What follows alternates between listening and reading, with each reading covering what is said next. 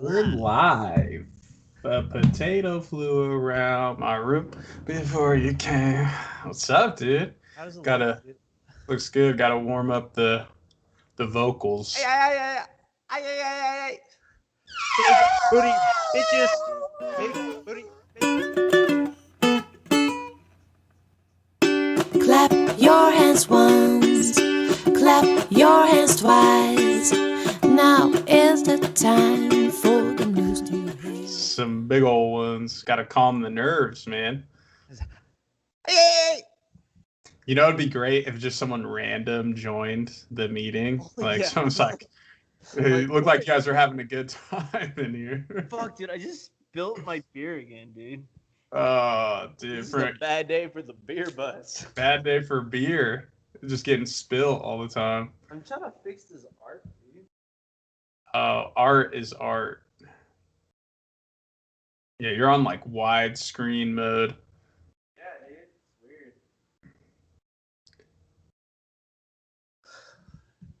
And we're live. Going live.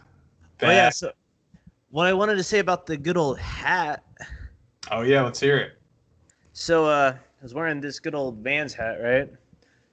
New season, Okay. winter season hat, right? From the store, fresh off the manufacturers in China, right? Fresh off the rack. And I was at Subway, right? Rocking the hat. Alright. I like where this Getting is like a going. custom. I was feeling a little spicy Italiano, you know? Hey, extra salami. I actually didn't go with I just wanted like a light sandwich. Okay, very light. More of a Salt, salad. pepper. Yeah, some vinegar, dude. Okay. Get some Honey oil on mustard. there. Yeah, some mayonnaise. Just and dude, this guy that was making our sandwiches, he was on like meth or something, or like schizophrenic or something. Just tweaking. Cause like he would just be like making our sandwich. And he's like, "Da-da-da." Yeah, man, and I made some boards for the my punk band. They're coming out. Like Just out of I nowhere. don't know. Like he's like legitly having a conversation with himself. Oh shoot. Like in his inner thoughts, he's just like Mm. shooting shit out, right? He's like, I like your hat. You guys skate, right? And we're like, nah, dude. Maybe middle school. He's like, oh, you're not off the wall, huh? And he's like, oh damn, now I can't sell my skateboards to you guys at my punk concert. Dude, he was just like going off like he's like, yeah, I just moved down here from West Virginia. Like he had like that accent too, dude. Right. He was like telling us his life story. Said, sir, whatever you're having, don't put on my sandwich. Please." Maybe he was just working all alone and he was like, oh, ghosties, bro. Oh, He was probably just like, I just need someone to talk to. He said, it's been But a long time. there's this Asian dude there, right? And then it was the best part about it was there's these two people, right? And they're ahead of us, and he was talking to them, and we're like, oh, they must know each other. But dude, they weren't responding. He was just like going off. We're like, Oh, "That's really? Yeah, he was just like doing the same shit he was doing to us, to these people. But like, right? Like, so you hear him talking like, oh, they must know each other, because he's like yelling almost. Oh, And, wow. like telling them all about all this shit, and we're like, what? What the heck? Moral of the story: do not do meth, kids. Yeah. It's a crazy drug. And if he has a disability, then We apologize beforehand. Should have told us. Just on his badge, like right, I said, let the people know. Let the people know. He could be. I don't know. I've ran across people like that who just kind of start talking. I think they're just they're trying to process the stuff going on in their head, and it just comes out. I mean, I've noticed. I mean, I've done it a couple times, where it's like, dude, like I was saying about like kind of like you have like an idea, but it's like a thought idea. Right. Like it's kind of like an idea turns into a conversation, Hmm. but you forgot to like begin it. You forgot to begin. It just popped out of nowhere. Yeah, you're like, what? They're like, what? What That are you happens to talking about? me. That happens to me when I'm driving all by myself. Like I'm going and like a random thing, and I'll just say it, just like Oh, just out loud. just out loud. I'm like, what the heck? Get back in there. Dude, Where'd you my come dad, from? he used to do that shit. Like he's like getting ready for work, like getting his lunch Uh-huh. ready. You just hear him in the kitchen, just like Sam. I'm like, what? I was like, I think that's a dad thing. That's 100%. And I'll be like, what? And he was like, oh, just talking to us. Make sure I gotta talk to Shelly tomorrow. I'm like, what? Like they have a full conversation. You're just like, what's going on? Like Is they that my practice- future? Is that what I'm gonna look like? They practice their conversation in their head before. Yeah, they say it out loud so they remember it. Right. Which is a proven technique to like remember shit if you like say it out loud. I actually have heard that. It hasn't worked for me yet, but I've heard it does work. And I keep attempting it, hoping one day it works. So, Dude, for me, conversation. okay. Like if we conversate about the subject, it's in that brain. Like history class, back in high school, bro. We would conversate. We would like talk about it right before the test, dude. Mm-hmm. Ace the test. Yeah, that didn't work for me. Like for real, bro. Like we say it all, and it's just like, like done. First one. Like my short-term memory is like fucking 3 terabytes, dude. Oh yeah, my memory's horrible. I'm pretty sure I have the memory of a like 70-year-old man. Not saying 70-year-olds have bad memory, but it's a little too old for my body. Speaking of history class, I remember I cheated on this makeup test I needed to do so I could run for track.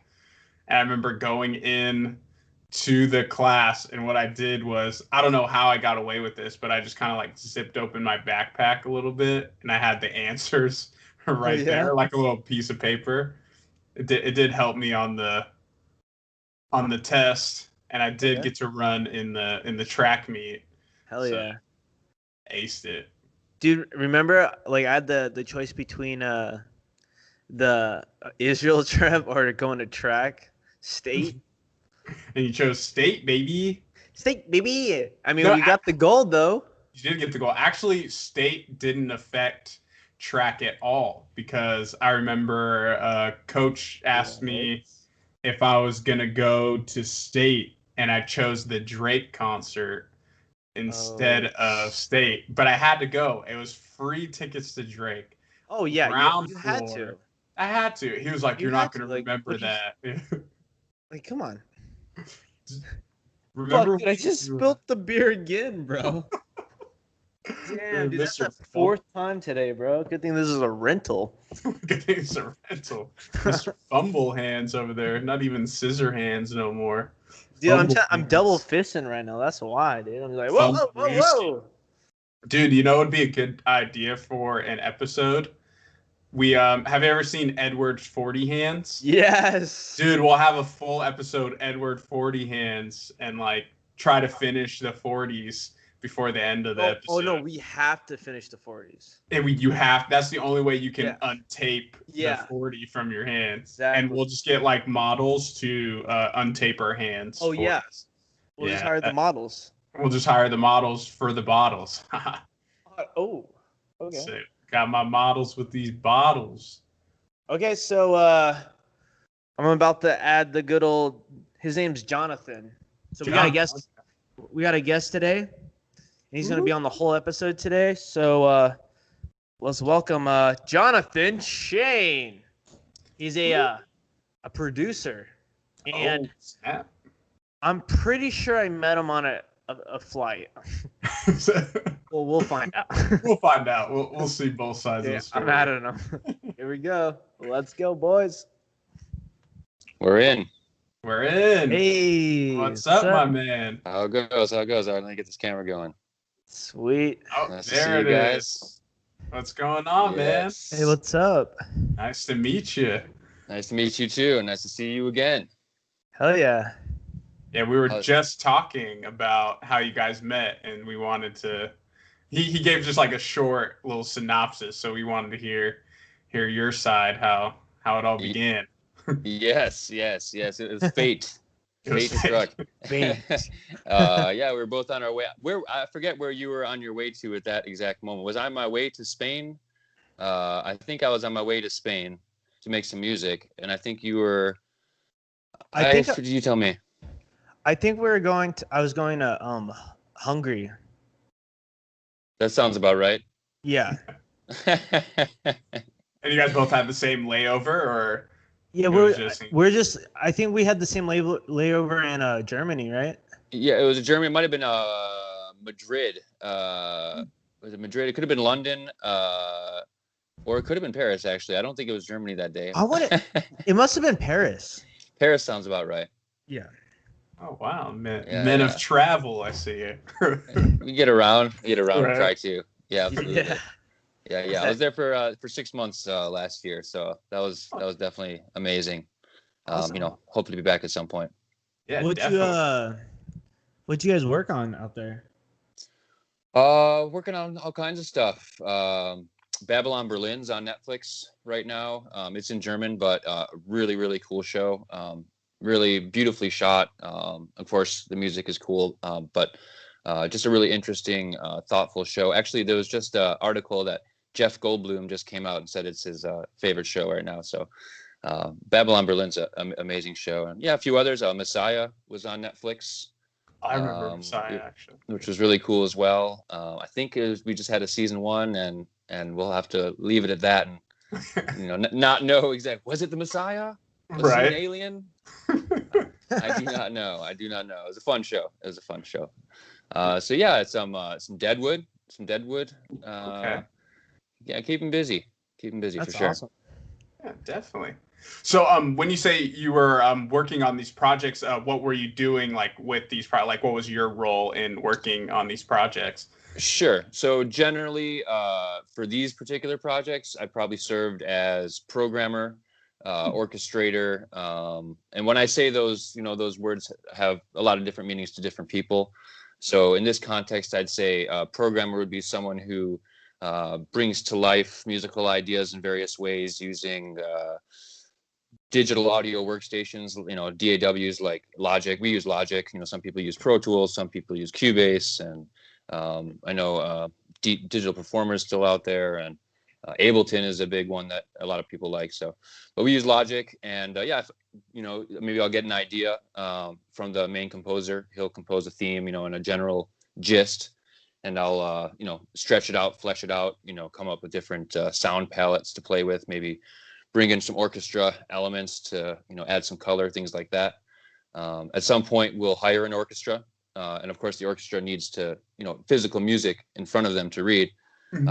So I'll create that by orchestrating what's on this digital space, that using a keyboard to synthesize strings and horns and that kind of stuff, so we can compose and come up with ideas without having an orchestra in our back pocket.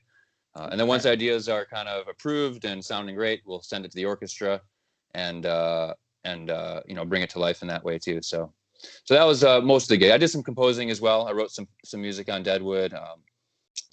So it depends on the project. But yeah, it's a great gig. Yes. Yeah. Sounds awesome. That's pretty cool, actually, like behind the scenes and stuff. Yeah.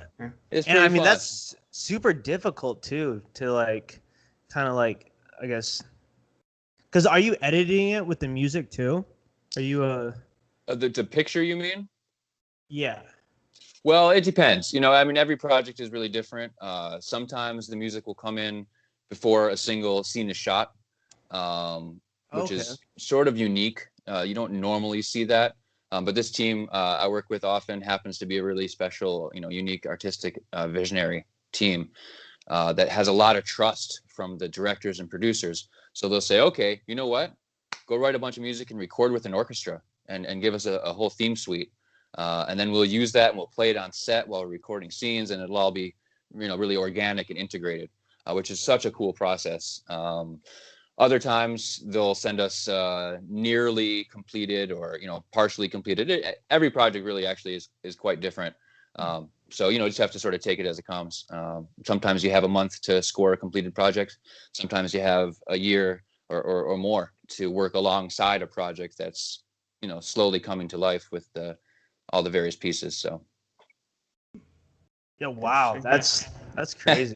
Yeah. So you're almost like that the first scenario where they just tell you to like make it pretty much an album, right? Yeah, yeah, exactly. Something like that. Pretty much. Yeah, record thematic ideas. Yeah, we're not recording to picture, so it's just sort of right from your heart. Of course, right from the script and the general needs of the film. I mean, they'll probably have a conversation about what kind of palette the director producers want for their film. Is it a big John Williams orchestral kind of thing? Is it a cool electronica thing? Is it a mix between the two? Is it a string quartet? What are we working with?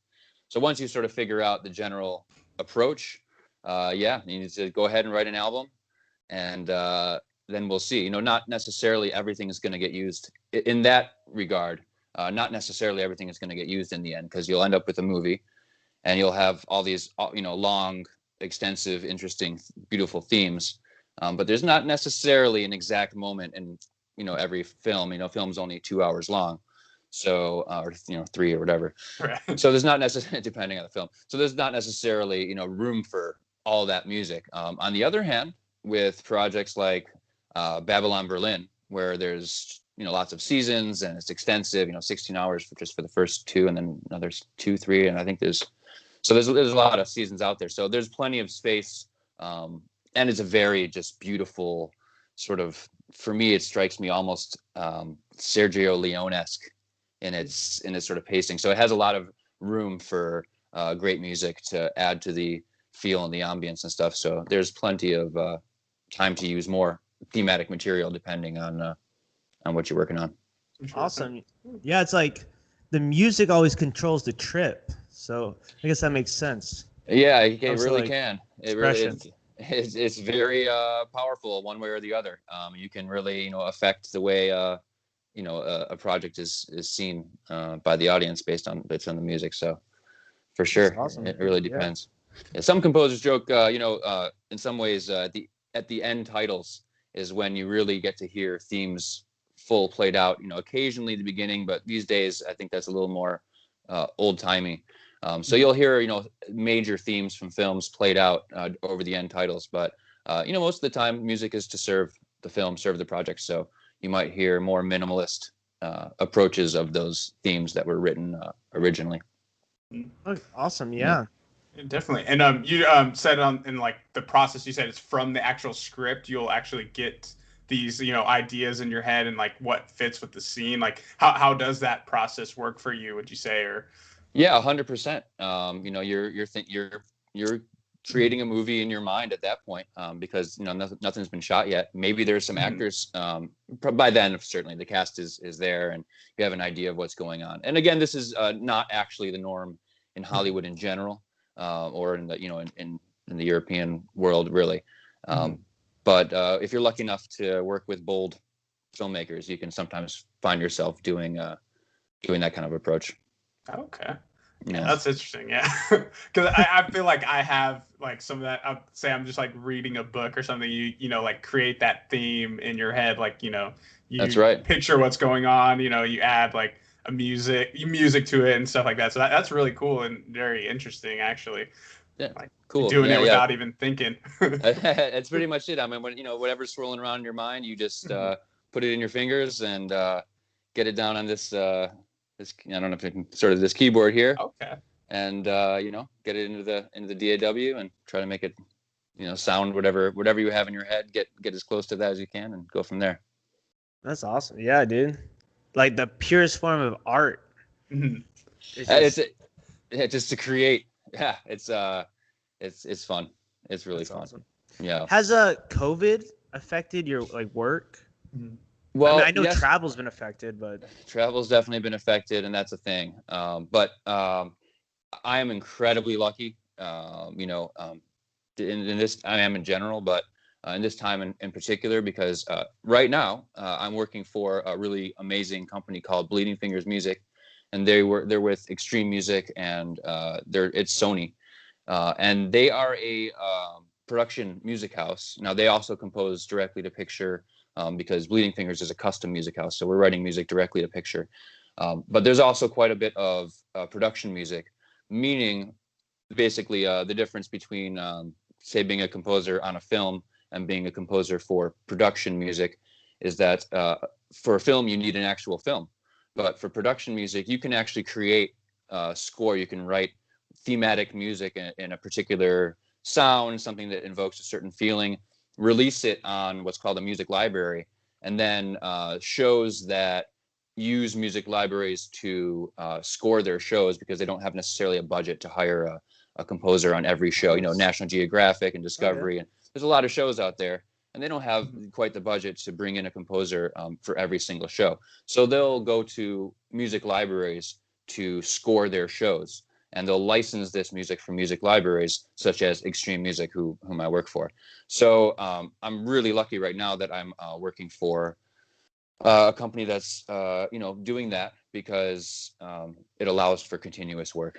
So yeah, we've been busy, and they happen to be an incredible company anyway. That's just busy doing a million amazing things anyways. But in that regard, particularly when it comes to production music, it really opens up an avenue of keeping busy when times are a little bit locked down as they are. Yeah. Well, cheers to that, man. I'm glad you have work. Right. Yeah. It's a blessing. It's a blessing. I'm stoked. Yeah, I know it's crazy times right now. And the fact that I'm here, I just showed you my keyboard. I'm here in my home studio making music is incredible. And that's another thing, is that this remote work, is not tragic when it comes to composing. In fact, it's somewhat common. Have bigger name composers oftentimes have these home studios where the director will come and sit down with the composer, have meetings and such at their home studio. So and in other cases, they're very international productions. So even a year ago, 2 years ago, before this reality that we're living in right now, a lot of things were done via Skype or other things like that, where we had people in Australia, we had people in we had literally meetings where we had people in Australia who was 6 a.m. or something, and then it was 9 p.m. in one place, and 2 in the afternoon in America or whatever, and we'd all get together at this perfect slot where everyone would be somewhat awake, and have we'd have really important meetings. We'd have whole spotting sessions that way sometimes. Meaning we'd watch episodes and go through and talk about the music, and really important foundational type meetings to get things done. So in that way we can still do that, and just as we are now, and it doesn't take away so much to have the Skype meetings as opposed to the in-person meetings. So composers happen to spend a lot of time at home, or in their studio anyway, wherever that is, working anyway. So it's okay. It's okay. Okay, that's good. Yeah. Hey, so Kendall, can you see Jonathan? Yeah, Can you I see can see him? him. Yeah. Hello. I can't You guys see see him. me? Oh no. Are you? Am I too far away? No, like it's just audio for me on my end. I think this happened when we had Harlan on. Do you see you see his name, right? Yeah. So I mean, think- that's fine as long as you're recording and you can see him. Right. I'm fine with it. I just wanted to make sure. I think if you click on the 3 dots next to his name, I think it'll pop up, because that same thing happened to me when I couldn't see Harlan when he was on. Yeah, it's not working. Still not working. Yeah, Oh, that's weird. but it's fine. It's fine. Yeah. Well, So we'll make way. I can see you guys. So right. Yeah. That's Works good. out. Yeah, as long as one person can see someone. But yeah, that's definitely interesting. I remember reading something on the movie Tenet when kind of they were working around with COVID and stuff. And I remember the actual composer, he had each person from the orchestra or the band actually record at home, each separately, and then he brought them all together and he composed it that way for the music. So I thought that was, interesting, Whoa. and kind of hearing how you were talking That's to, cool. and like each individual. I mean, I could be exaggerating, but like, Yeah, having to do it that way. Yeah. I believe they did do something along those lines, and a lot of composers are right now, especially if you have a budget to work with. It makes it more doable. Bless them. It's awesome. Right. These musicians need to work, and it's been so hard for musicians. The live music is not there. The sessions are not there. It's been really tough for them. So yes, him doing that. And other composers doing that is great. And it's sort of similar to what I was saying earlier. Even 10 years ago, we were it's not uncommon to do orchestra sessions via video link, direct video audio link with, like, say, an orchestra in Prague or an orchestra in Eastern Europe or whatever. There's a lot of cool orchestras out there that you can work with and just sort of set up a video session with and work with for 3 hours, 6 hours, 9 hours, whatever, and, record a bunch of stuff. So, and that, it's definitely, that technology's been around for a while. It's more complicated now because you only needed one link because there was the composer in one place and the orchestra in another place. So as incredible as it was still only 2 locations. So I have no idea how they pulled off their recording. Right. I'm sure it was super impressive. And a technical feat and all that sort of stuff, and maybe they'll release an article about it at some point. Given the technical details, but it's really cool. Have you seen it? Yes, I've seen it. I did enjoy it. I think we talked about it on our first episode, me and Adam. Right. So it's definitely enjoyed it. It's a it's a Christopher Nolan film, so one of those where you really have to zone in and focus. And just the stuff he likes to touch on, like a lot of things with time and things like that. And he, brings a lot of, like, I guess, theories, I'll just call it, and like things like that. So it was an interesting movie. I do recommend it. I would say it's close to like Inception. Yeah. Okay, cool. I dig it. Yeah, it's a very long movie. Oh. It's like 3 hours. Like 3 hours. I'll bring a pillow for my butt. Right. You definitely want to get comfortable for it. Yeah, make sure it's an arc light or something. But I don't even know how. I don't know. Are movie theaters open right now? I guess some of them are in some places. Some are, yeah. I certainly haven't been to one in a while, but I appreciate the notion of it. If it can be done safely, for sure.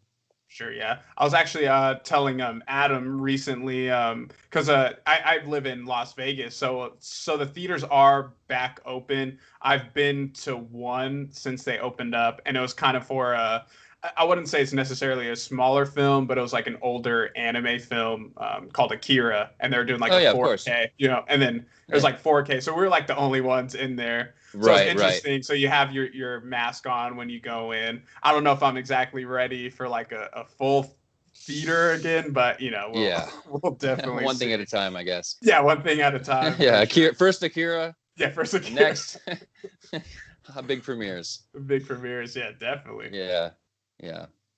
Yeah, out here in Ohio, everything's back to normal pretty much. Like you have to wear masks when you go in places.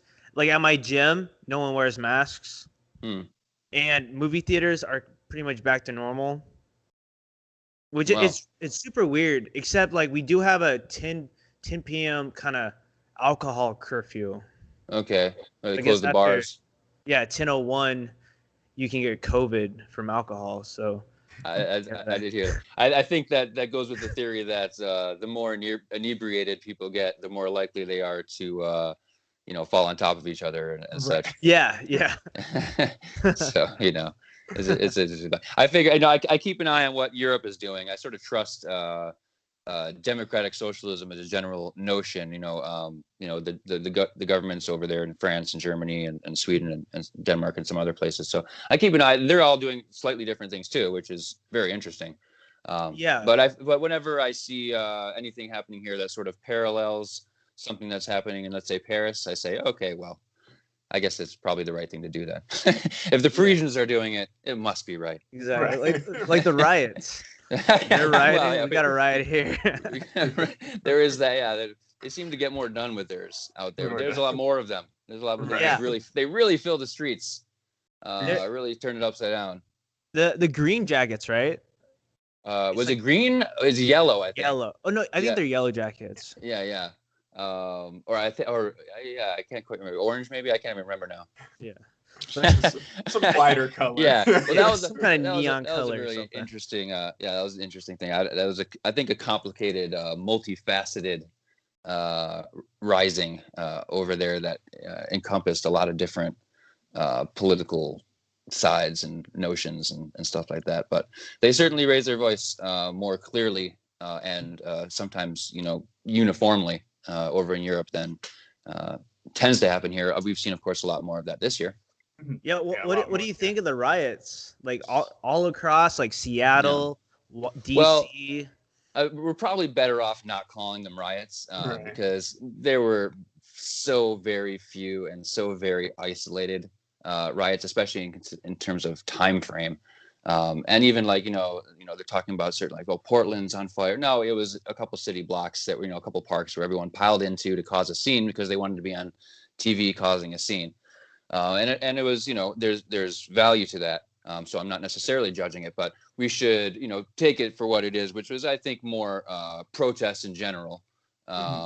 So what do I think about them? I think they're really, important that people voice their opinions peacefully, and I would love to see more things like boycotts. If you look into the past towards things that have been accomplished in terms of American civil rights over the years, boycotts have played a huge role. General strikes, things like that. So, moving forward, when people really want the healthcare reform that the U.S. so desperately needs, perhaps we'll see a general strike where everyone just decides to sit down for 7 days and not do absolutely anything. And I think, the corporations will lean at that point on the powers that be to make changes because the Wall Street will start plummeting. Right. So, things like that, I would love to see more of, really organized things like organized boycotts and strikes, may be more effective than, shouting in the streets, you might say. Right. There's certainly a place for that, but I'm not really sure. I'm not an expert, Right. but those are my 2 cents. Yeah. I mean that's I've never even thought about that because boycott gets their wallet, It gets the money. They start noticing that. Bottom just line. going out and just breaking shit, or just being outside and yelling, isn't going to really do anything. But boycotting, that really gets the point across. Yeah, breaking stuff pretty much makes money for something. insurance companies. Yeah, exactly. I say insurance for sure. Yeah. The biggest scam of them all. I voted for Bernie Sanders, so my political feelings are pretty obvious, I guess, once I say that. But by the way, in the primary, I should, in the primary, right? Oh, yeah. just to no one get mad at me. Yeah, I didn't write him in. He wrote it in. Like, no, it wasn't my fault. One less vote for Biden. No, I did actually vote for Joe Biden. But interesting time. So I'm hopeful for the future. We'll see what happens in that one Senate race, or 2 Senate races, should I say? I guess in Georgia. Are really important in terms of the next 4 years of American, politics. So we'll see. Got my fingers crossed. Right. Yeah. Not holding my breath. No, exactly. Yeah, because the majority would go to the Republicans if they get elected, right? In Georgia. Yeah, if even Senate. One. Yeah, the Senate. They hold the Senate if even one of the 2 gets it, which they're, from what I can tell, somewhat projected to. But maybe there's a giant push, and we'll see how. Luckily, we live in a country where people can vote. So yeah, exactly. Yeah. So hopefully people will, and we'll see what happens. Yeah. I would say, even with voting and stuff, I think it is just, very cool. Like a lot of people actually, taking the time to say like, hey, voting is important, whether you believe it or not. I was one of the people who were like, you have the electoral college and stuff like that. So it's like, oh, what's the point? But, it does matter. And, voicing your opinion, like we've been saying. And I think like us as a generation, we are more vocal with things and, coming out when we feel, wronged and like things like that. So yeah, I'm excited. So it's interesting and exciting, like I said, to see, where this goes and everything. Yeah, I mean, so. historic turnout. I mean, it's Mhm. incredible. I mean, 60-something%, had most since 1908 or something ridiculous. So, Right. Yeah. that's just incredible and really good sign. Really good sign for the future. So, yeah, true that. Yeah, Yeah. it's gonna Oh, be. We'll see how things continue to progress. Right, yeah. You know, but Definitely it was a good November, I guess. You know, I'll take. If I'm Yeah. allowed to say I'm- that. I'm just glad the the voting cycle's over. Yeah, that was very stressful. Mhm. That It was was- stressful, yeah. Like without even trying to be stressful. Yeah, just It was sort of stressful. omnipresent. Just Mhm. like, It was, it's just like you want to this, smile and it's the just smoke. frown. It was proud, yeah. There's like this smoke that you didn't even want. You're like, Exactly. Yeah, you sort of wake up and you're like, "What's that smell? Yeah, Oh, what's an that election the cycle." election. Getting reminded by like text messages and phone calls. I was like, Oh, oh yeah. my god. Oh, no. So much, bro. Just kneeling, Yeah. kneeling. Hello. So Whoa. I already, Oh. already voted. Leave me alone. I know. Seriously, I figured they'd know somehow, but they don't. Right, somehow they don't know. Dude, I saw this commercial, and it was almost angry the way they said voting. Like you have to vote. Like it was like very demanding and very like whoa. Like And I they're hopeful. I mean, I'll tell you, maybe I'm a little bit of a lefty, but actually I'm not sure what I am, but I do believe that mandatory voting should be a thing. I think Interesting. Americans should be fined for not voting. I know it sounds harsh, but it's just such an easy thing to do. And it's a great way to involve everyone in the political process. I think it's also a great way to get more people literally physically in the political process. I mean, people talk about bringing people into the political process by voting, but I would love to see more people running for office. I'd love to see you two run for office. Oh, I mean, 100%. really. I mean, We're releasing our candidacy right now. Right, yeah. 2024. All right, 2024, yeah. let's do it. Hashtag. The hashtag started Um, here. No, really. I mean, I love the idea of everyone, playing a role in local, state, federal level. So, and there's so many spaces to be filled. Right. There really are. I think more than people realize. And careers to be had. Being a helpful member of the community and trying to be a good community leader. So, I think that perhaps if everyone voted, they would feel a more physical, urgent connection to the general governmental process, which I think would be really just good for the nation and the world. Even if it sounds harsh to say you owe us, $100 if you don't vote. Right. If you don't. Yeah. I think that's like a fantastic idea. I've never even thought about that mandatory vote. Mm. But I think the only way it would work if we'd be able to do it online, like a digital like we do our banking online. We do right. We do registration secure, for our yeah. car. Mhm. It's serious stuff. Yeah, probably Right. adoptions and stuff. I mean, I think Exactly. Yeah, Dogs. I mean, all kinds, all kinds of stuff.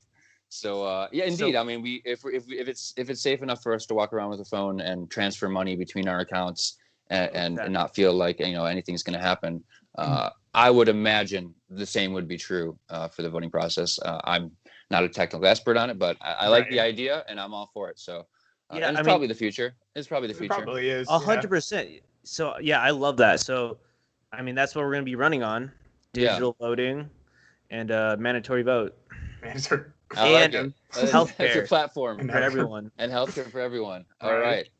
And then Yeah, my vote. universal basic income. Very interesting subject. I mean, right now, certainly. UBI. Yeah. Right now, certainly. We're the only country not helping out in a major way during the COVID crisis. So, the transfer of wealth here isn't necessarily happening in other places in the same way because they're supporting their people. So I'm definitely up for giving the money. And from what I can tell, the economists are also say, yes, give people money to spend. It's good for the economy. So, if you put money in people's hands, they spend it, and that's good for the economy. So, yeah, fingers crossed that the next government is a little bit more helpful. Right. Then $1,200. Here's $1,200. Good luck Yeah, for the next $1,200. year. Yeah. I have no clue why that's like. Oh yeah, that's all they need. Like Yeah, it's good. Yeah, What? $1,200. Yeah, 1,200 no, should it's the be perfect fine. number. Perfect. what? And haven't you heard? The bird is the word. Yeah, I have Like, no is idea. that, yeah, is I that don't how know where disconnected they are to just like average American people, I to the think middle so. class and the I think lower so. middle class? I think so. I think there's It- something to be said for that. They're like, Yeah. oh, here's some money for a nice dinner on I Saturday. mean, Right. yeah. Looking in their wallet, You're like a Very full nice family. dinner. 1,200 would do, right? Yeah, exactly. He's like, I need this other 8 for, Yeah. whatever, my Whatever. parking attendant. So yeah, Yeah. take Uh, this. you can have this, I guess. Yeah, you can have this. You know, A 300 tip million and a times dinner. over. Right. So yeah, we'll see. I'm hopeful. Hopefully, If we did good this, like I said, we did good this election cycle. So I think some good things will come from that. Yeah, definitely. So oh, sorry. What were you saying? I was we should talk about movies. Oh yeah. I'm down. Yeah, before we get down this. You get too far. I don't. Too far. I don't know.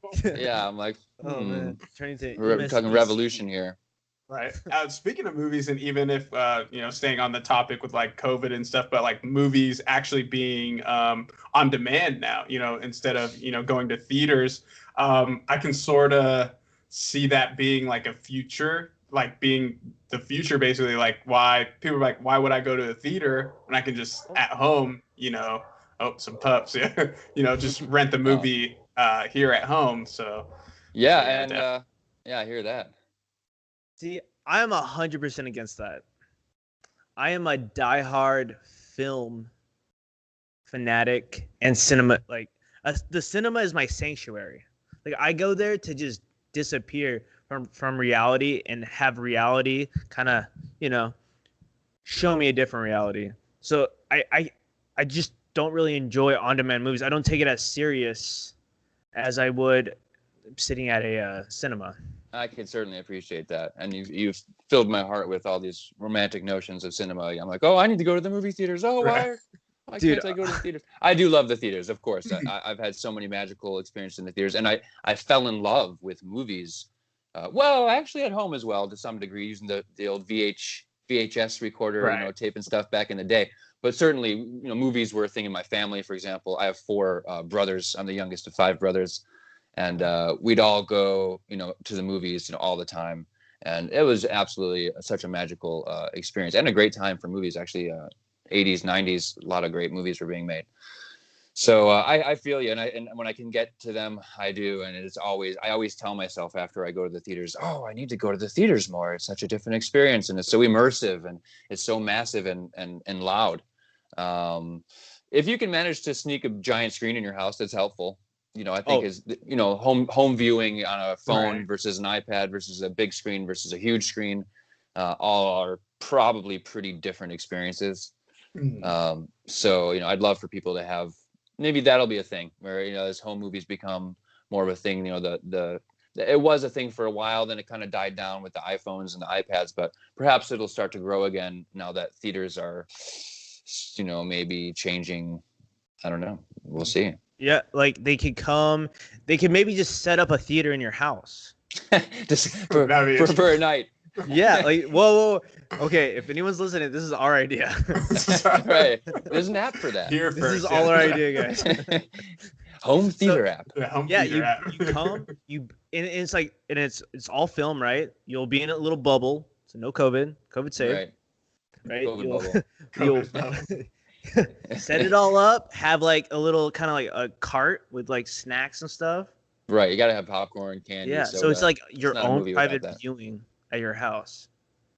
Popcorn. Tell me when and where. Yeah, Let's let's go. go. I like 10,000 down private right home now. viewings, yeah. What do you guys I think? do watch a lot of movies in different ways. Some movies translate better. Movies that probably lean towards script might translate better to a smaller screen, whereas movies that like Tenet probably was really visually and audio. I haven't seen it, but I'm guessing it's very awe-inspiring. In terms of its visual and audio approach. Oh. You don't necessarily want to watch that on your iPad. So No, yeah. Yeah. maybe it depends on the film.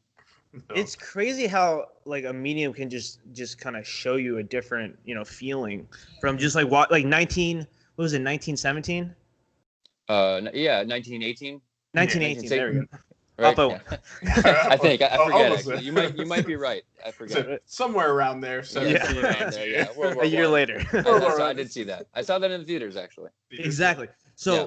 watching in the theaters compared to like watching on like a 27-inch computer, dude, it doesn't even match up. Right. Exactly. And You need to go even on a the sound journey. bar, right? Even a sound bar, even like on a TV, it's just not there. It's just distractions too, and you're like, I guess it's kind of like just the vibe, right? It's like super pitch black.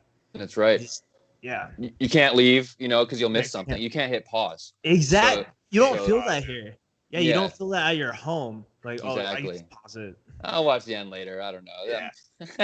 You watch like an hour and a half of a movie and there's like 20 minutes left. You're like, I don't know. I'm going to go play basketball for a little bit. And I'll watch this later. It's so easy to get disengaged when you're at home. Like even me thinking, like as we're talking, like me watching something like a show or a movie just on TV, like I just pull out my phone, get distracted by a text or something. But like as in a movie theater, it's almost like a taboo, to pull your phone. I mean, people still 100%. do it, but it's like people Yep. know, like don't pull out your phone. As soon as you see that glow on someone's lap, you're like, dick. Yeah. You. I mean, it's kind of like We're masks breaking the now. fourth wall. Right. Yeah. Mask down. Yeah, exactly. Mask Like, down, hey, yeah. Hey, put your mask up. Turn your Yeah. phone Cover off. your nose. it doesn't work if you don't cover your nose. Right. You're just breathing through your nose more anyway. Right. Anyway. Like, admit it. Yeah, that is the thing. I'm guilty of that sometimes when I see someone without over their nose. I'm like, it also can be tough when you're talking with a mask on and it starts to fall and you're walking around a store and you get COVID all over your hands. Right. So you don't want to wipe the COVID all over your mask. So, it's like you use like the bottom of your nail, a little pinky nail, just to slide it up just a little bit. So you don't get the dirty looks that your nostrils are showing out. But, it's a time for us all to care about one another. One another, right? Do our best to be loving and respectful. Oh yeah, 100%. Yeah. So what do you think your favorite like producer or director you've worked with when it comes to like music? Ooh, well, I have to say Tom Tykwer, who I mentioned before, Babylon. You probably first heard of him if you heard of him at this time. The movie in '98, Run Lola Run. It was a German movie that broke out in America, so everyone was talking about it. As a poster, Franke Potente was the actress. She was in the Bourne movies with, the Jason Bourne movies, whatever, Okay. Bourne Identity movies. But a bit later. It's in German, so it's less known. But it was. I guess you guys are a couple years younger than me anyway, so perhaps it wasn't quite the right time in '98. But it was a really cool movie and barriers in terms of filmmaking. And it broke a lot of barriers in terms of music because the whole thing is something of a music video, like a techno music video. Johnny Klimek and Reinhold Heil and Tom all came from a electronica background. They all hung out in Berlin, doing that whole electronica scene.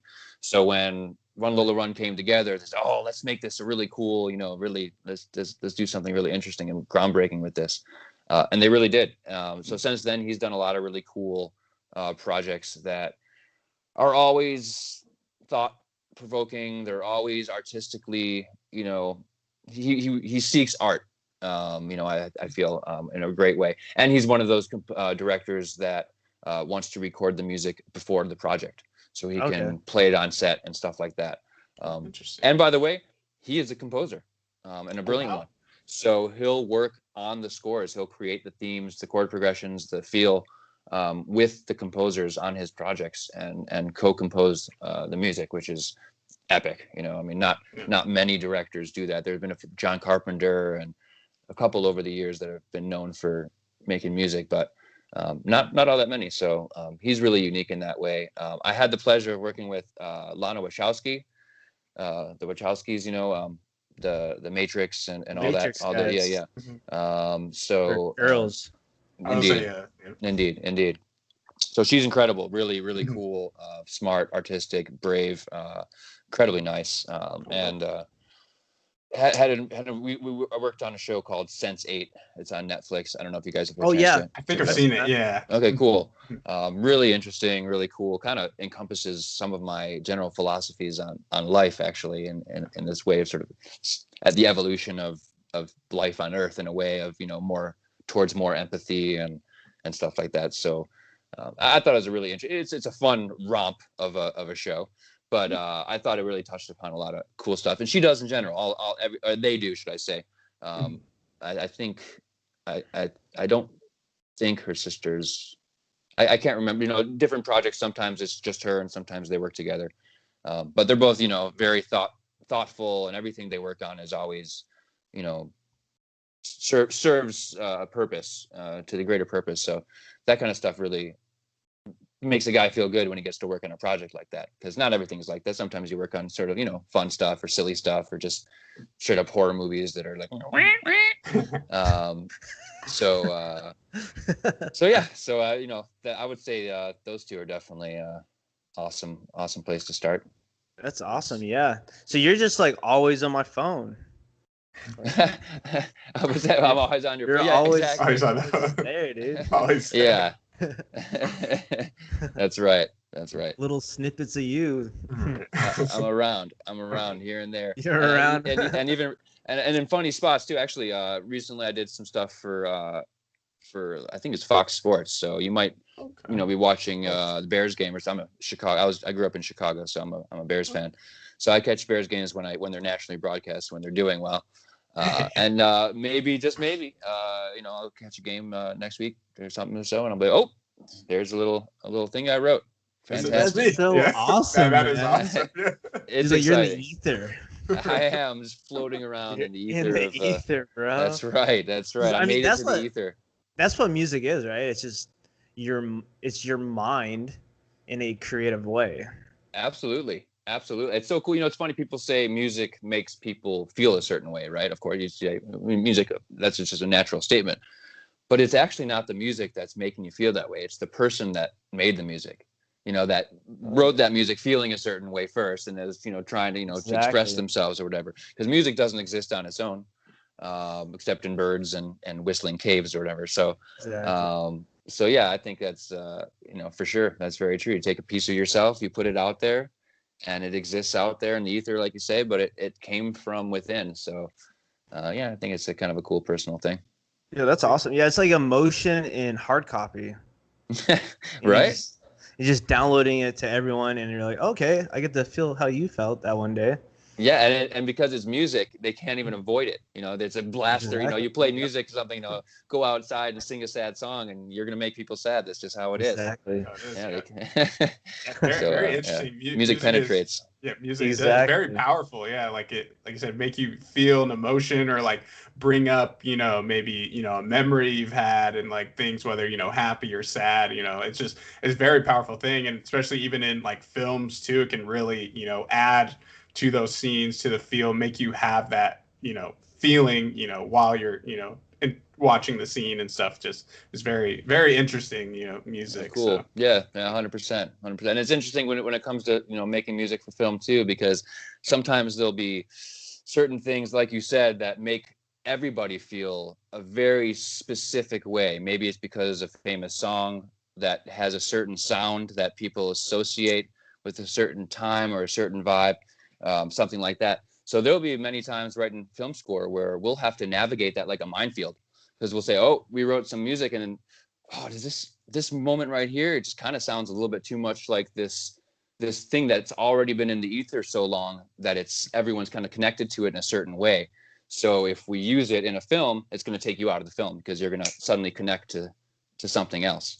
So it's, you know what I mean? So like, we triggered the wrong memory in someone's careful, we'll do a test audience or something. Everyone will be like, why did I feel happy in this sad moment? And why did I feel angry when I was supposed to feel sad? We're like, we used the wrong song. Yeah, wrong song. That's a bad movie, right? Yeah, right. Yeah, that's a bad movie. So that's funny. That's crazy. That's crazy that you say that. Like, yeah, I was gonna say something, but I forgot my thought. But Like- I'm getting mesmerized by the couch behind you. I don't know if that whatever's your pattern. Oh yeah, the pattern. Yeah. I'm like, whoa. Starts just moving. You Yeah. microdose Spending a before long the time. show? That's why. Yeah, I that's knew it's kicking in. there's some reason everything was moving and Yeah, coming closer to me and then farther away for no particular reason. dude. So I have an art piece back here. I see I the took- red. Yeah. I'll show you. Oh, there we go. It's crazy. Because All right, dig it. yeah, I did it in pitch black by candlelight. No way. And I was on an edible, Uh-huh. and I just like created this like. At first, I thought it was like a pineapple, right? Yeah, it's got kind But of then you pineapple look vibe. closer, and you can see an alien driving a UFO. Excellent. I sort of see an eye and a flower, but So, like, Yeah, you get yeah, the if eye you- look too. Yeah. If you look closer, dude. Oh, and now it's something else. Right. yeah. I like the texture. It looks like kind of gloopy. Is that oil? It's not oil. No. It's. I'm pretty sure it's water paint. Oh. Just I like lots that. of layers, dude. We did a lot Oh, of yeah, layers. there you go. Yeah. It's a lot of A layers. lot of layers. We at like yeah. 3 hours. Edibles will do that. Yeah. We're just like, Another one for sure. This would look perfect. Yeah. All the layers in the Right world. off. all the layers. All the colors. All of them. Exactly. More colors. More. More I'm so colors. joyous. It's so beautiful. So Creating beautiful. New Need more colors. brownies. Oh, man. That's too funny. With going back to like we're talking with like feeling and stuff like that, is that how you sorry, I'm trying to figure out how I want to ask this. Is that how you like kind of figure out what genre you want with the music, like to go with the scene, or does the director kind of give you like, hey, I want this sort of sound with it, or Great it's all up question. to you? I mean, it's a mix, but if I were to lean in any direction, it's up to the director and producer, and strongly. I mean, ideally, they trust you and have an idea that you're a professional, you've done this before, you have a general idea of what to do, stuff like that. But yeah, most importantly, the simple answer to that really is to tell you about temp score. Temp score is temporary score that goes sometimes, oftentimes on film and TV, early on in the project when they're editing, putting it together, trying to get a flow for it and everything. It's kind of hard to do that without any music whatsoever because everything has music. So when they're putting it together, maybe they're showing it for the producer, maybe they're showing bits to investors, maybe they're showing test runs to audiences to try to get the edit right. There's a million reasons to show what a work in progress, and to get a feel for your own film as a director or producer. So they'll put in temp music to kind of build those things you're talking about, to pick the instrumentation, to pick the orchestration, and to pick the texture, the color, the general approach. I mean, budget's a factor, Right. I'd say a movie that knows full well it's got 10 grand for music probably shouldn't temp their movie with John Williams, because it would be hard to reproduce that, for that amount of money. So maybe they'll, use smaller stuff to temp it with, But yeah, most projects will temp it for various reasons, which makes sense. And then once they get to the composer, and these are projects where, like I talked about earlier, where they'll kind of work on the whole thing for a while, get it pretty close, and then bring it the composer at the endish of the process. And they'll say, hey, here's the film, watch, you should watch the film, tell me what you think, get a feel for it.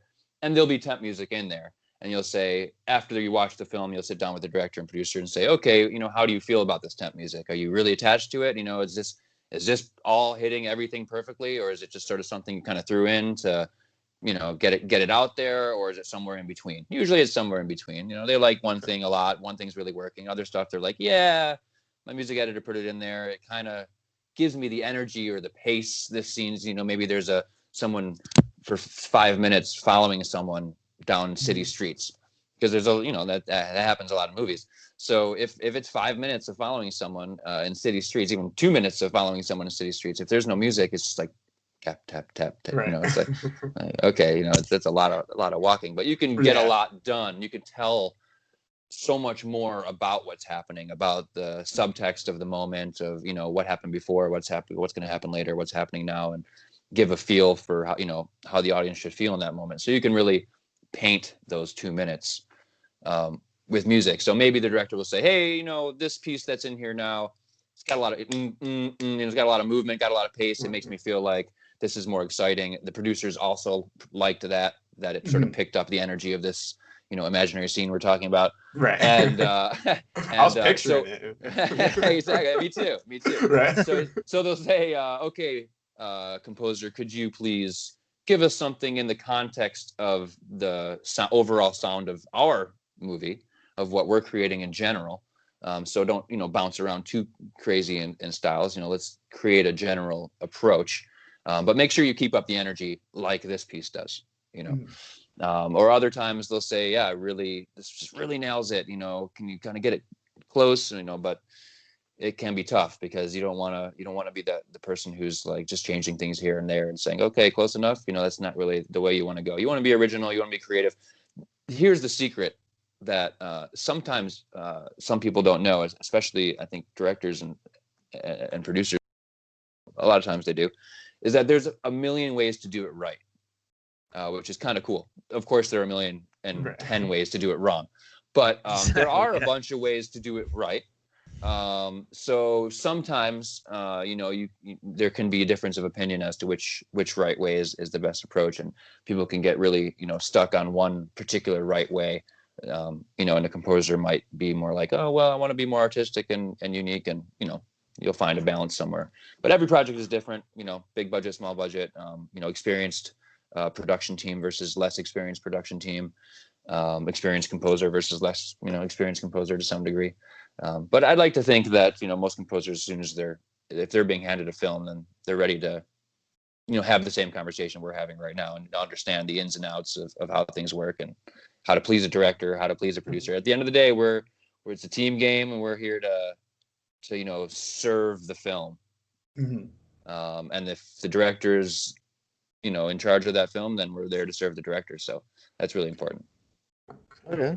Yeah. So one more little interesting thing, by the way, is that when it comes to temp score, when teams are brave and bold and willing to put up a little extra cash to do that crazy thing, which is record music before shooting, it allows them to temp their movie with the original score from the composer already, which is so cool because it skips the whole temp thing. You can say, oh, you know, maybe here and there a little something is not quite, you know, of what they wrote isn't quite nailing a certain scene, so they bring in some temp music to try to.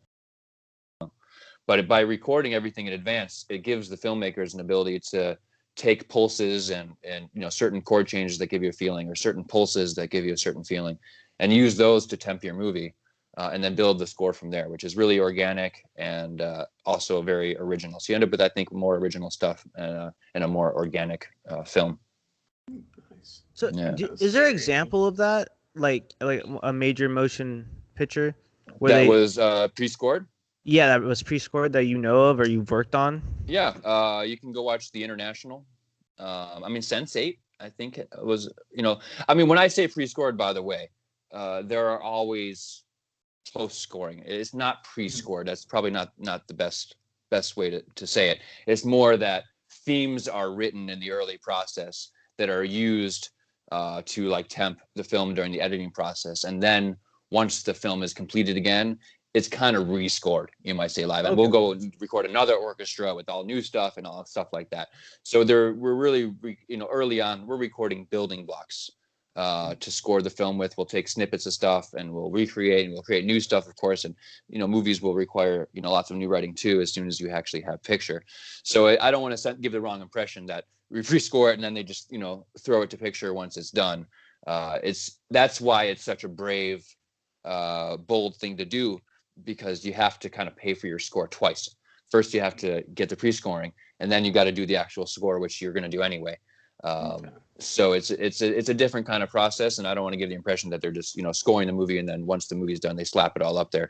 It's definitely the same process. The same process for every film, which is, you know, score every scene and, you know, really be very specific. But it gives this giant oeuvre of material, of original material that the composer worked with beforehand for the film. So it's just a really cool approach. Tom Tykwer does his stuff like that. In general, you can just check out his films. The Wachowskis as well sometimes do that. Those two in particular. Did Greg McLean? I feel like we did some of that stuff for.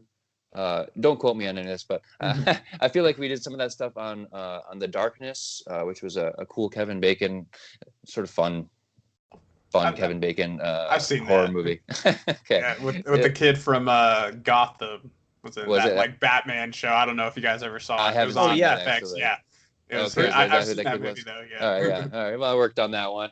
But yeah, he was interested in doing some of that stuff too. So I think also it's something of a composer approach. So when directors come to certain composers who work that way, they might suggest to say, hey, you probably haven't done this before, but I bet you give it a try. You might find yourself really excited to have a bunch of original thematic material that we came up with to temp your movie with, because it creates a more unique approach sometimes. So, do you guys work with the sound effects team? Define with. As in, like, no. do you guys compare scores? No. No. So that's just like a whole different process. Yeah. Okay. Yeah. I mean, we'll be in touch with the music editor. Okay. Certainly, but he's music editor. He's not actually sound effects editor. Anyway, that's another guy too. So yeah, no, that's a whole different team. Really impressive folks, but we never really crossed paths. By the time, well, we'll get stuff, pre sound effects, and then perhaps over the course of a production, it'll become more and more filled up with effects, video effects, sound, etc. Maybe we'll get stuff early on that has drawn in graphics that say, this will, now this character will fly. It literally says, now we'll fly, Right. Now we'll fly. Yeah, and then a month later, it sort of half flies, and then like 2 months later, it's like, you're like, wow, okay, he's really flying now. But yeah, we don't do that. We just wait for it. They get it done whenever they get it done, and never the twain shall meet. Okay. Yeah, I think there are probably some cool projects where, especially really interesting projects, I'm sure, and I vaguely remember hearing about some of them. Probably stuff like interesting movies like Interstellar and stuff like that, where I'm guessing the composer and effects team maybe collaborated on certain things to incorporate certain key, certain sonic textures, certain sounds from maybe that are part of like a really, if it's a space, movie and there's this beeping the whole time or something, maybe they would incorporate those kinds of things into the score. Or if there's, if it's a racing movie, I wouldn't be surprised if the composer took the sound of the engine revving and turned it into some kind of, interesting synth pad or something like that. So there's definitely some of that, cross pollination, but the teams don't typically work together. Okay, that's interesting. Yeah, because from my view, I thought that was all kind of like the same. Yep. Nope. Two different things. Yeah, two different things. Yeah, sound effects and music. That's sweet. We're in different places, different studios. Yeah, I don't know how they do their stuff, but it's always impressive. Okay. Yeah. So definitely very impressive with that. Let's see, it might be like a bland question, but is there like a favorite genre or like a music you like to work with, like even if it's just like on free time, or you just kind of keep it more open and you're kind of... Yeah, I mean, I'm pretty versatile. We try to be in general. Right. I happen to love reggae music.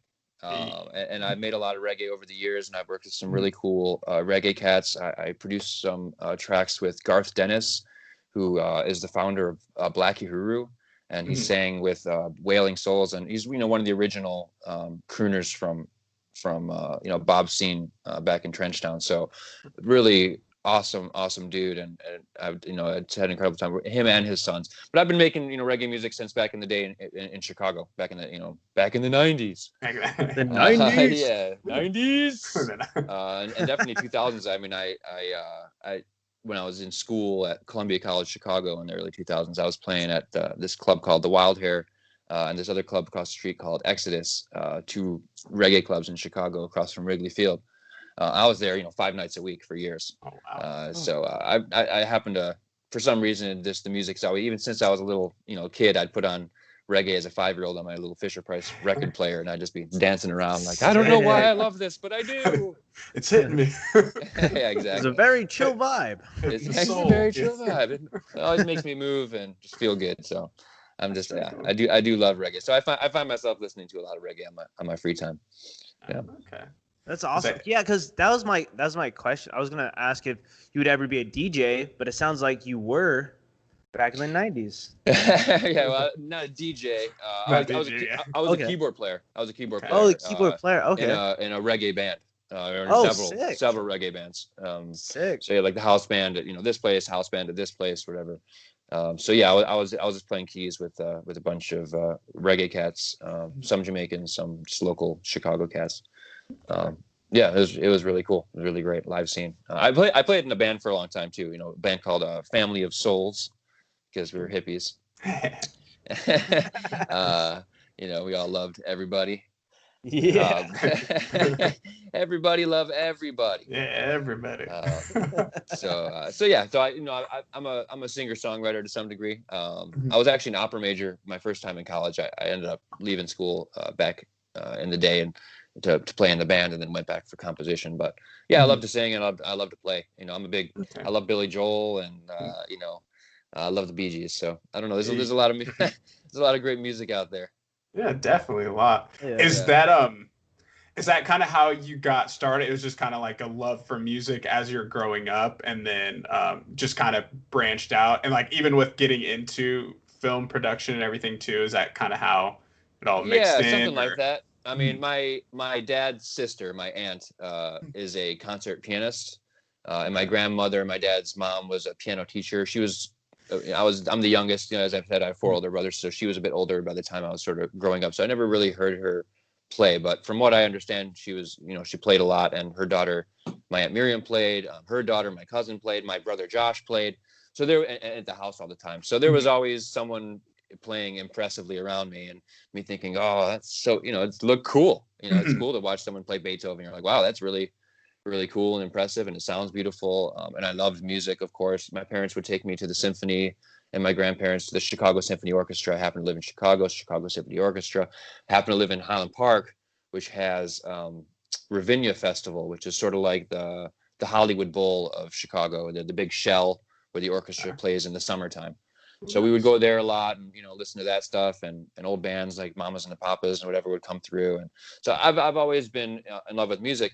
And we were also a movie family. We'd go to the movies all the time, like we said earlier. All the time we'd go to the movies, especially second run movie theater. We'd see everything by the, after 3 months after it came out, because right, yeah. There's 5 of us. It's expensive. It is getting expensive. Got to go to the cheap place. Right. To go to the Highland Park movie theater. So yeah, I mean, I love movies so much. I was always surrounded by music. I was taking piano lessons at 7. I sort of quit. I was a little too young. I didn't really feel like it. At 9, I went to my mom and I said, okay, let's do this. I'm ready to become a great piano player or something. So I started taking piano lessons. I sort of half studied, practiced. And I wasn't necessarily the most dedicated piano student. I would often come to my lessons sort of unprepared. But I love piano so much, and I would always be playing it. So it was just, something that was, something I was always doing. And I was doing musical theater as a kid, so I was singing all the time. And it was just sort of one of those, Broadway kids or whatever, triple threat type kids that wanted to storm the world. Right. Broadway, here we come. But I found out I wasn't really quite Broadway material. So I was like, oh, I'm going to join a rock band. That's probably way better anyway. So, when I went back to school, the rock band kind of thing didn't work out. It was really cool. We lived in Paris actually for a year. Got on the radio, did some cool stuff, but it was more life experience stuff than it was necessarily, career experience stuff. So I went back to school at Columbia College Chicago, and really, it sounds stupid, but there was a sign on the wall that said film scoring program in Los Angeles. And I was like, hallelujah. hallelujah, The literal sign. There's a literal sign on the wall. I was like, oh my God, this is. I love movies, yeah, Hollywood, yes, Hollywood. Jonathan, go to Hollywood. So I got into that program. I did it. It was only 5 weeks, but it was really epic, and just tons of really A-list people came through because of who was running the program. It was a really cool cat who was running the program. So just really top-notch people came through. It was really good learning experience. Recorded an orchestra at Capitol Records. So cool. Just couldn't be cooler. So after 5 weeks, I got placed. The guy who ran the program was like, "You're great." My friend Johnny Klimek, this guy I've been working for all these years, he's like, he needs an assistant. Why don't you go meet with him and see if it might be a good fit? And I was like, cool. So there was a bit of a story in between. He didn't need me quite yet. I went back to Chicago. I finished my degree. Ended up going back a year later. But I showed up and I was like, hey, I'm here. And he was like, oh, okay. Well, I guess start working. I was like, okay, great. And I've been working ever since. So that is I definitely crazy. Yeah, it's pretty crazy. It's from the sign on the wall to us meeting in the on my way to Spain. It's all right. Quite related. That's literally like the best. Like when stuff just kind of like happens and it just kind of lines up. I just feel so good. Just like putting everything out there and just finding that and just going with it. Oh, I love that feeling. When it works, it's amazing. And you look back and you're like, you pat yourself on the shoulder a little bit and you're like, you did something right. Yeah. It's like because I've done so many different, things wrong. interesting. It's incredible. Yeah, creative. Like it's everything you want in a career. Yeah, I definitely I lucked out. And it's been a struggle and been a lot of work and all that sort of stuff too. But here I am, still kicking. The most important thing for any professional artist is to be. You don't necessarily always have to be on top of the mountain. So, here we go, rocking and rolling. It's fun. I was thinking about the other day. Someone was telling me something complimentary about where I am in my career because it's kind of cool. I work for a cool company and I've done some cool stuff. And I just laugh about all the left turns and right turns that could have gone right or could have gone wrong at any time. And everyone's on such a different journey. So, there was this time in Chicago, I met Billy Corgan. Billy Corgan from the Smashing Pumpkins. Yes. And I was like, oh my God, that's Billy Corgan. I was at a club. I was like, I have a card in my pocket, a business card. At that time, I was trying to be kind of like build my career a little bit. Like, hey, I guess I have been working at this a long time. So I was like, I have a business card in my pocket. I'm gonna go talk to Billy Corgan. So I went to him and I was like, hey man, I'm the best keyboard player in Chicago. Here's my card. If you need a keyboard player, you should hit me up. He's like, okay, cool, thanks, man. He was really nice about it. I was like, wow, that went really well. Smoother than I thought. I was like, wow, good. This is great. You're gonna be famous, Jonathan. And then some time goes by, and I don't hear back anything. And I'm like, of course you didn't, John. I mean, you lost your card. He gave it to, I don't know. He wrote his number on it, or who knows? It ended in the garbage, or he meant well, but he was just being nice, whatever. Who knows? But sure enough, I got an email at some point after that, quite a bit after that, from a name I didn't recognize, telling me to be at some studio at a certain time. And I was really busy at that time, and I couldn't, for some stupid reason, I was like, who is this? I was like, what studio? What? Who is this? What? I'm busy. They're like, oh, never mind. They're like, oh, sorry, never mind. And that was totally him. I'm sure. So I was like, but you never know. You never know what could have happened. I could have been on tour with him in Japan and fallen off a motorcycle, and we wouldn't be talking right now. So it's sliding doors. You never know how things are gonna go. So I always, I try to tell people to not get too upset when it seems like you make a left turn or a right turn when you should have gone the other way, because you never know. Yeah, never know. Like you said, like you were just explaining, something could have happened. Yeah, something just insane and tragic. You never think about. You never assume that you'd stick your hand in a blender and on tour in Copenhagen, but that's what your fate was gonna be. That's what it was. Yeah. And now look, I have my fingertips. I had this I'm grateful for that. Similar kind of thing happen. I did a I guess you could call it a part for a movie. Mm-hmm. And I did a video kind of the screen test kind of thing. Yeah. And I did it, and I practiced. I did like 20 times, right? This was in January. I was still in the oil field, that horrible field of oil. Still in the oil field. Yeah, I'm like in my truck, like doing this, screen read. And I was like, blah, blah, blah. And then I sent it in. And I just got an email for callbacks yesterday. Right? So they called me. And dude, it was the worst though, because I was driving home from the gym, and I was like, "Oh yeah, I'm just driving home from the gym. Just give me a second." Like, yo, we don't have time. So I did this kind of callback interview. Oh wow, driving. Brutal. And yeah, I'm definitely not gonna get called back. Hey, you never know. Yeah, I would say never know. They could have liked that. That might have been it. Or that was the part that was gonna get you. You'd make $1 million, and then exactly. 2 weeks later, you'd be paragliding, and that's it. I don't know, this terrible paragliding accident that you never would have been on if not for the $1 million part you didn't get. Right. That's right. Luck isn't just about what happens; it's about all the things that don't. That don't. Yeah, exactly. Yeah. 100%. Learning that, like you said, don't kick yourself in the butt if it doesn't happen. Because I think back and I'm like, I'm actually glad that didn't happen. Something crazy could have happened. Yeah. For sure. And I think that's particularly, in the arts business, I'm trying to be a professional musician or whatever, something that's so hard to do, make it in Hollywood and all this. It's so hard to do. And there's so many lefts and rights. So it's easy to get caught up on like, oops, did I just ruin everything that I spent, been working for since 1989, and usually no, the answer is a big fat no, you didn't, just gotta keep going. Yeah, better keep pushing. That's it. Unless you get Me Too, and then it's just done. Yeah, that's possibly true. That's possibly true. Well, I don't think I have to worry about that. That's good. So, boy. You still you still like work on music and stuff, like with like any artists or anything, or like is it more just kind of film? A bit of both. I mean, I'd love to do more of that.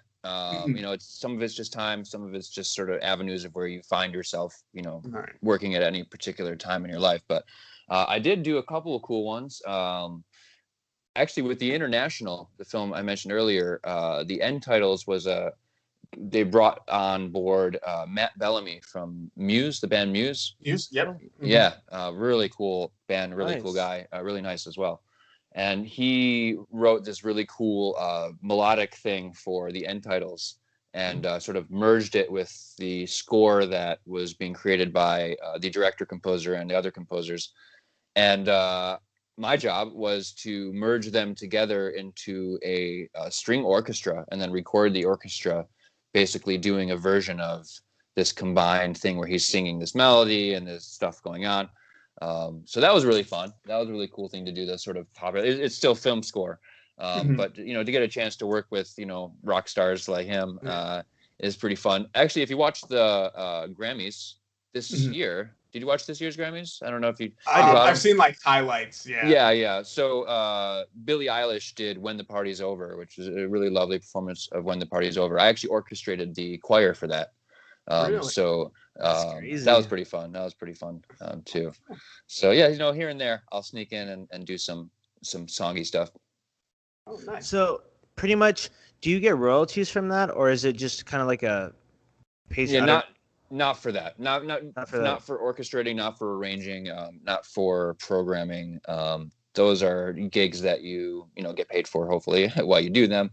And you learn a lot and stuff like that. But those aren't really royalties. Theoretically, musicians get residuals depending on their union status and all these a million rules.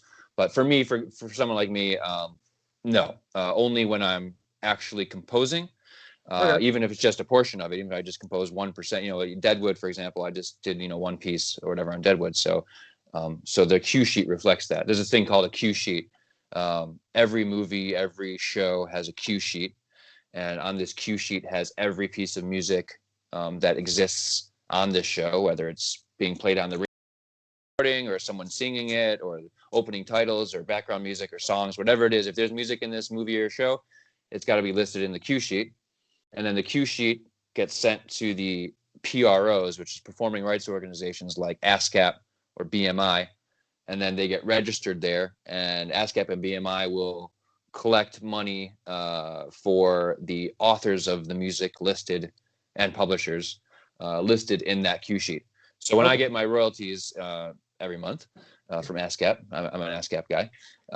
Not that they're huge right now. Hopefully they'll continue to grow, but I do get something. So when they show up, it's because ASCAP is reading these cue sheets that are being submitted to them by National Geographic or Discovery or Fox or whatever, or movies or Netflix or, anywhere and everywhere. And they're looking, they're surveying everything. There's a huge network. I'm sure I'm explaining this terribly. And they say, okay, well, you were watched this many times on this many countries and et cetera, and they pay you. So that's because you are on the cue sheet. It doesn't necessarily mean you own the copyright. Typically, I don't. I give up the copyright because it seems weird that you would give up a copyright. But think of it this way. Let's say there's Universal Pictures makes a movie, and they hire me to write a song. Oh, hey, this happened. Write a song for that movie. Breaking In, for example. I wrote Breaking In I wrote my song Sunday Morning for the movie Breaking In. Was that NBC Universal? And they want me to write original music for the film, but then they want to find distributors for this film. They want to put it in theaters. They want to put it on TNT, and they want to put it on, HBO, and, they want to put it out there. If I own the copyright to that song that starts the movie, they have to check with me. This is a billion-dollar company, has to check with little old me every time they make a deal, because they don't have the right to move this piece of intellectual property around. So that's why you transfer copyrights, because it makes sense, because that way you can give them the freedom to do what they need to do to, to have the piece of art out there in the world. So that being said, I keep my what's called writer's share, and the writer's share is the percentage of composing that the composer gets in royalties that the ASCAP then provides. So it's really important part of the business, and it can be very confusing, and it can be overwhelming, and a lot of sometimes less scrupulous producers will try to take that from you. For example, to try to say, oh well, I'll buy it out. I'll just give you $5,000 and I keep everything, and that's all there is to it, which is tempting if you're broke and need a gig. So it's sort of a tricky business, and it's really important in general that people say no to that just across the board and say no, what? Of course not. No, I keep my writer's share, but we can talk about publishing, maybe we can talk about this, we can talk about that, but we can't talk about that. We writer's share stays with the composer. Sometimes there are cases where you will give up a portion of your writer's share for various reasons.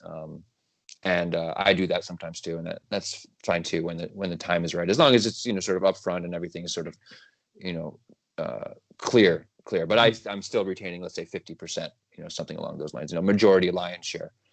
So as things move forward, if it ends up on TV, I'm getting paid right now for things that I wrote 10 years ago.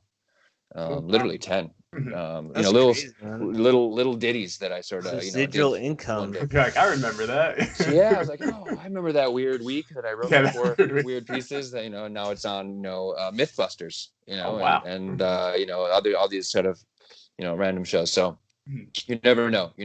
That's why it's important to keep your writer's share, because you don't really know where things go. And it's the same problem that sometimes early rock and roll artists, you heard about getting their stuff taken from them. They sell it. They'll say, I'll have $75,000 right now in my pocket. Right. That sounds great. Sounds great. But in 1956, but then like by 1985, there's been like, $91 million worth of sales of, that song that you made in your garage in 1955. So it's tricky. It's tricky and very like easy to take advantage, especially someone who doesn't know. And like I say, you just hear that number of like that money. You're like, oh yeah, I get this right now. Of course I'll take that. Yeah, you see your blood temperature rises. You're like, what is it? Getting hot in here? Right, like I sure could use that. And by the way, the joke's on you. I would have done it for free anyway. I'm a stupid artist. Still in school. Yeah, there's that too. Yeah, exactly. Yeah, there's that too. It's a crazy field, but try to navigate. So you're pretty much in a union right? Like, that's what So you're explaining. you would think so. And bless your sweetheart. I wish Okay. everyone, it seems, nearly everyone, it seems, in the Hollywood landscape, the filmmaking landscape, is in a union. The set makers are in a union, the directors are in a union, the actors are in a union, the writers are in a union, the sandwich makers are in a union, but the composers don't have a union. Crazy. There is no composers union. I'm not probably the best person to tell you why, because it's a complicated, long-standing issue, but there is no composer union. So it is especially hard for composers to navigate this field because they don't have that basic rule set, that everyone has to follow, and medical and things like that doesn't necessarily come along. It's a lot more old school for composers, especially if you're starting as programmers and arrangers and orchestrators, where you're not getting royalties either. So there's in some ways no rules. It's to some degree community monitored. It is a small community in some ways, and it is a passionate community of people who do care about art and care about right and wrong and ethical business practices and things like that. So that there's a strong push for that. In fact, recently there's a big crazy thing where Discovery was trying to pull all their music because they didn't want to pay royalties anymore. He wanted to keep the royalties. Really, it was a small percentage of the money this guy was making, but he wanted an extra 1.5 million or something. So he threatened composers and said, if you want to work for me, I think it was Discovery again, don't quote me, but if you want to work for me, you have to give up your royalties from now on, and even maybe going backwards. And there was a huge uproar in the community, and a lot of very famous people spoke out, and a lot of not so famous people spoke out, and everyone was speaking out. And the CEO backtracked and said, oops, never mind. No, never mind. I didn't realize what I was saying. Clearly I didn't realize what I was saying. And everyone was like, damn right you didn't realize what you were saying. Yeah. Asshole. So there is a sense of community policing, which is great and helpful. But I'm a pro-union guy in general. I like the idea of unions. They seem to have been beneficial for society as a whole. So I would like to see a union if there could be one, but I don't know how. Wow. There've been very pushes for them, but So the Q, you're talking about this company UBI? Is that what? The Q sheet? You're the company, the Q sheet that reads your Q sheet? Yeah, or BMI, sorry, BMI. BMI. And ASCAP are the two big ones. They're the big So ones. they're just your kind of like accountant almost, and they send you one big check? Yeah, every that's month? it. Yeah, and that's it. Yeah. And you're either one or the other, and they both survey everything. I mean, there's a couple others, and different countries have some of their own as well. But in America, I think 99% of American people collecting royalties on music are either a member of ASCAP or BMI. And yeah, they're just, and they take, I think, whatever, 10% or something, and you can't really argue, because what am I going to go out there and collect my royalties? We need their massive net, this huge fish net they have, to bring in the fish. So, if they want 10%, sounds good. Yeah, because I remember, because my grandpa, he was a stuntman in Hollywood. He worked with like John Wayne. Wow. Did a bunch of like Western movies. Dope. And my dad would get checks from different studios from like every time he was like on the TV. Right.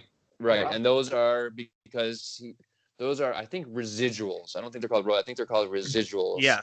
I'm not an expert on that either, but that has something to do with the fact that he was a member of the stunt workers union. Yeah, he was. Right. And they had all these, things that made sure that for every second you're on television, you're getting paid. And that's still the case now. Anyone who's on TV, any actor, whatever, they're getting paid residuals as well. So, George Clooney, if they play an episode of ER from, 1994, George Clooney is going to get paid today, because that's how that all works. I imagine, I don't know, actually, maybe that sold so many times that, there's some way out of that at some point. I'm not really sure. But I imagine it sort of works like that. And it's the same way with music. Your music's on the screen, so pay me. Exactly. Yeah. Yeah. And it's really key. It's a really key. I'm sure it was the same for stunts. If you don't get those residuals, all you're getting is a check to go throw yourself around all day long. Of horses and shit.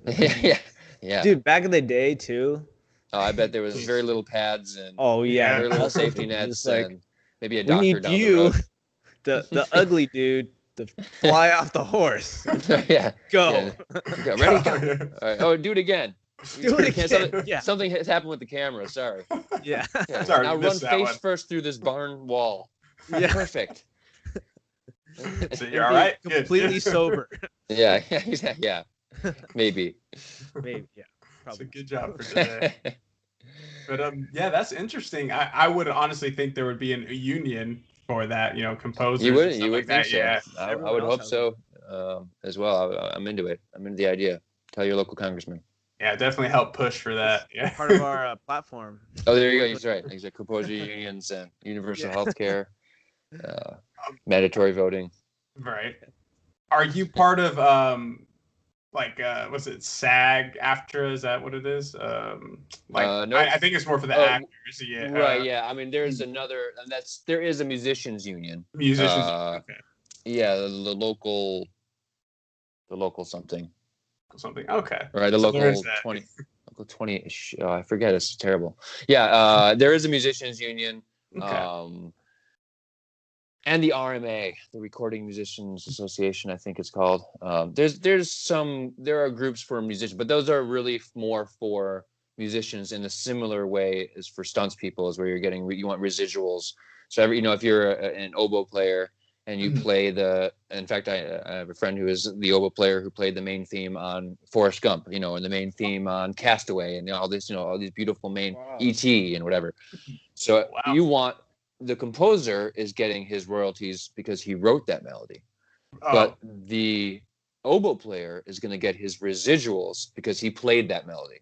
Mm-hmm. Whereas if you are not a member of the union, I don't know what the mechanisms are for collecting those residuals. For example, so a lot of places might not purposely do non-union musicians because they don't want to have to deal with residuals, and things like that. So it's it's interesting how that goes. But me myself, I almost did when I first got to LA. I ultimately didn't for various reasons. I don't know enough about it. Local 29. I forget. Local 27. I don't know enough. I'm just throwing out numbers now. Right. I don't know enough quite about it to give you a really good answer. But I myself am not a member of the musicians union at this time. No worries. Yeah, that answered it perfect. Yeah, because I was thinking, because I do. I ultimately want to be, an actor, and like some things I've done. So I'm not part of like the union, the acting union. So you have to fill out the paperwork and stuff when you get there. Yeah, I think there's a few little things. I mean, you maybe have one credit or something like that, or whatever it is, and probably a fee. That's probably way too high. Yeah, it is very high. Yeah, it's like $2,000 or something ridiculous. But once you get it, and if you're working, of course, then you have those protections, and potentially, networking and team access and stuff like that. So yeah, that sounds cool. Well, good luck, man. I appreciate it. Yeah. Hopefully run into you, sometime. Yeah. Run into me, hanging out with Tom Tickwer. Cast this guy. He doesn't speak German, but no, he does. He makes English films as well. He goes back and forth depending on what he's in the mood for. Oh, nice. Cool, man. Yeah. Speaking of German, do you speak any other languages? Je parle un peu de français. My French is not bad. Okay. Not amazing, but I can get by. Jag kan prata lite svenska. Very, very, very little. But I speak a tiny, tiny, tiny bit of Swedish. I was there for a while, and I did study when I was there, but it's been a little while, and I sort of forget. But when I hear people speaking, I'm like, oh wow, I can actually understand that. I grew up speaking, reading, and writing Hebrew. Oh, really? Okay. So I can understand a lot when people talk, and I can read it phonetically, but the vocabulary is kind of lost. And recently, I've been I got Babbel about 4 months ago on my phone, and I've been learning Spanish. Aprendo español. Oh wow! So nice. That's been really fun, and I'm really excited about Spanish. So hopefully, that'll be growing over the next couple months. Oh yeah. I was looking into that actually, Babbel. So I suggest it. Do it. Yeah. I really like it. I really like it. Some things that I dig and some things I don't. And this one worked out. So I suggest Babbel. Interesting. Yeah, They'll be your sponsor for your presidential campaign. exactly. Yeah, Right, that's exactly. Yep. Those are Bringing the world together through common language. Common language. Yep. learning a language you don't know. Right, like, wait, how does that work? How does that work? But yeah, man, dude, that's so awesome. Thank you so much for telling us about just like all these details that I had no clue about. Like, it's so informative, and I feel like I'm there. Like, I'm feeling like I'm in your world. Cool. Like, we're about to like go talk to the unions. Like, give us better pay. I demand residuals. Yeah, I feel it, dude. I feel like just like for all my residuals now. Well, I'm glad we're able to bring you into our crazy Hollywood world, and yeah, I mean, it's an open world. There's a lot of there's Facebook forums out there and stuff that you can kind of peek in on and learn a lot. Keep abreast of the modern situations, technology wise and otherwise. So it's accessible. It's accessible. Yeah, 100%. Yeah. Yeah. Hey, you guys are cool, man. I really appreciate being on your podcast. And appreciate you coming, man. This is awesome. And glad I got to meet you, and really cool guy, and actually like very informative. Learning, Thanks, I just man. love doing stuff like that. Yeah. Learning Hell something yeah. new. Dude, the best friends are on the fucking plane trips, man. I'm telling you. Right? I'm telling you. 100%, man. Hey, The people movers. I'll see you in Croatia. I'm thinking Croatia is sounding kind of interesting, recently. So you were telling me it's nice, and I've been looking into it a little bit. It's pretty interesting out there. Yeah, you have to go. It's like one of like the gems of Europe, Central Europe. The wine, they don't export their wine, and all their wine is fantastic, dude. They have this special type of wine out there that it just blows your mind. And the food, dude, they have like one of the most Michelin star restaurants, like in the guide, and just Michelin star restaurants in the whole entire country.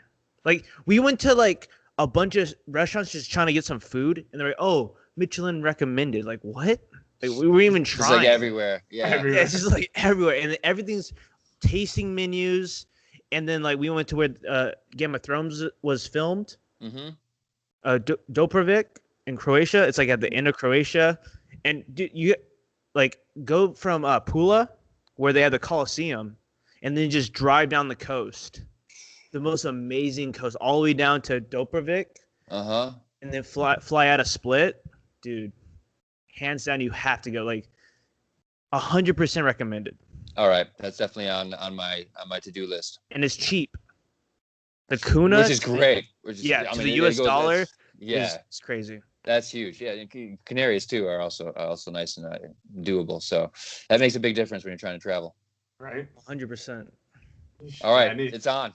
It's on. Yeah, I gotta catch more flights. Yeah, and you can come on the cast and tell us about it. Right. All right. Yeah, perfect. We'll have a reunion show. I'll tell you all about my drive down the Croatian coast.